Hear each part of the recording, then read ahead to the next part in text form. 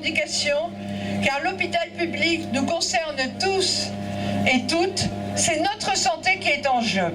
C'est pour cela que le comité de défense a pris l'initiative d'inviter un certain nombre d'organisations à lancer un appel pour participer à cette mobilisation aujourd'hui et continuer après, parce qu'avec des organisations qui représentent non pas des soignants, mais plutôt les citoyens actifs de notre département. Alors je vais les citer, c'est un peu long, mais c'est y compris, ça montre l'intérêt du mouvement aujourd'hui et l'importance du soutien aux soignants. Nous avons des associations, ATTAC, la Ligue des droits de l'homme, la Confédération nationale du logement, bien sûr le comité de défense des hôpitaux de proximité des Ardennes, la SMUP, pour ceux qui ne savent pas ce que c'est l'association pour les soins médicaux des usagers de la Pointe. Nous avons des syndicats, la CGT, la FSU et un certain nombre d'organisations politiques, Europe Écologie Les Verts, la France Insoumise, Génération S, le Parti communiste français, le Parti socialiste, sans oublier le mouvement de la jeunesse communiste, et j'ai vu des jeunes qui participaient à ce rassemblement. Le problème n'est pas nouveau lié à l'épidémie. Depuis plusieurs années, nous nous battons pour que les hôpitaux aient les moyens de répondre aux besoins des populations. Et depuis un an, la question est véritablement sur la scène publique, avec les grèves qui ont débuté dans les services d'urgence et des journées nationales d'action forte comme le 14 novembre. Nationalement, se sont fédérés la plupart des syndicats de personnel hospitalier, paramédicaux et médicaux et un certain nombre de collectifs, dont la coordination nationale des comités de défense des hôpitaux et maternités de proximité, dont fait partie notre comité pour mener ces actions et exiger des moyens pour l'hôpital. Après le 14 novembre, le gouvernement s'était senti obligé de réagir, mais au-delà des annonces, il n'y a pas grand-chose de concret. Dans notre département, nous nous étions déjà réunis avec la plupart des organisations que j'ai citées et nous avions en particulier en octobre organisé un rassemblement devant la permanence du député Warsmann, dont nous savions qu'il avait l'intention de voter la loi de financement de la sécurité sociale.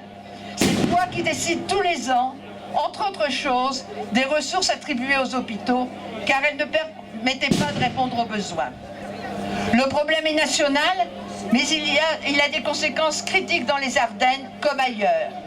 L'épidémie de Covid en a donné un triste exemple, et même si notre département était moins touché que d'autres, cela a nécessité une organisation des hôpitaux réduisant de manière drastique tout ce qui n'était pas lié à l'épidémie, avec des conséquences redoutables pour certains malades.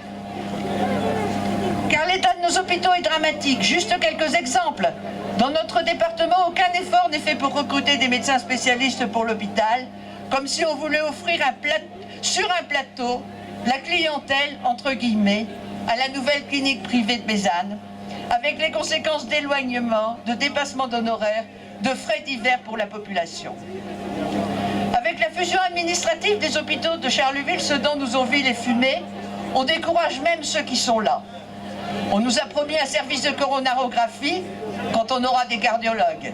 Mais dans la réorganisation des activités entre Sedan et Charleville, le service de soins intensifs de cardiologie de Sedan a fermé et les cardiologues sedanais, privés de leur outil de travail, ont démissionné. La chirurgie de Sedan a fermé sans que l'hôpital de Charleville n'ait les moyens de la prendre en charge.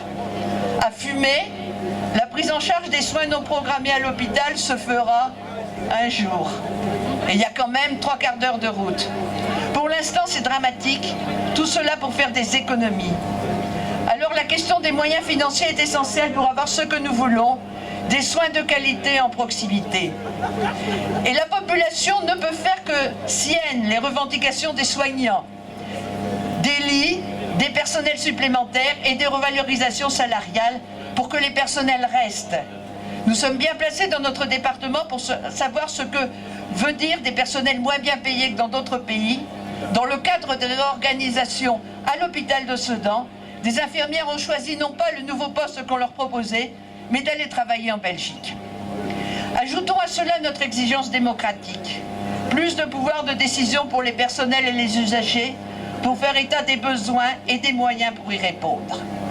Avant de conclure, nous sommes non seulement devant le siège de l'ARS, mais nous sommes aussi devant le siège de la Directe des Ardennes, je voudrais dire un mot qui sort un peu du cadre d'aujourd'hui, mais dire notre soutien à Anthony Smith, cet inspecteur du travail de la Marne, mis à pied il y a tout juste 2 mois, et c'est pour ça qu'un certain nombre d'actions ont lieu en son soutien aujourd'hui. Il a été mis à pied simplement parce qu'il s'est préoccupé de la santé des salariés.